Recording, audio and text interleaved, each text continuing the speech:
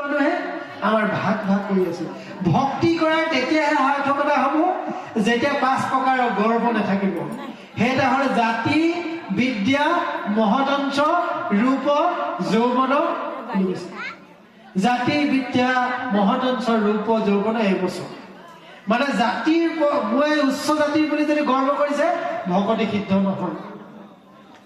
মোৰ বিদ্যা মানে মোৰ সমানৰ এই অঞ্চলত কোনো পঢ়া মানুহ নাই, মোৰ সমান কোনোবা আছে নেকি বুলি যদি গৰ্ব কৰিছে তেওঁ ভক্তি সিদ্ধ নহয়। বুজি পালেনে? জাতি, বিদ্যা, মহতঞ্চ মানে ধনী, টকা পইচা ধনী মানি মোৰ সমানৰ ধনী মানি ইয়াত নাই বুলি যদি ভাবিলে তেতিয়াহ'লে আপোনাৰ ভক্তি কেতিয়াও নহয়। ৰূপ মানে মোৰ নিচিনা ধনী আৰু কোনো নাই বুলি যদি ভাবি ল'লে কেনেবাকে তেতিয়া কি হয়, এই ভক্তি আপোনাৰ সিদ্ধ নহয়। আৰু যৌৱন এই আটাইতকৈ যৌৱনটোহে গন্ধ বুলি আকৌ মোৰ যৌৱনত আকৌ কি হয় আমি ভুলবিলাক কৰোঁ। গতিকে সেই যৌৱনৰ গৰ্ব যদি থাকে, মোৰ সমান শক্তিবান যদি নাই, মোৰ সমান ধুনীয়া নাই যদি ভাবে তেতিয়া ভক্তি সিদ্ধ নহয়। সেইকাৰণে আচলতে ভাগৱতে আত্মাটোক চিনি পাবলৈ সকলো হৃদয়ত থকা মনটোক উপলব্ধি কৰিবলৈ শিকাইছে।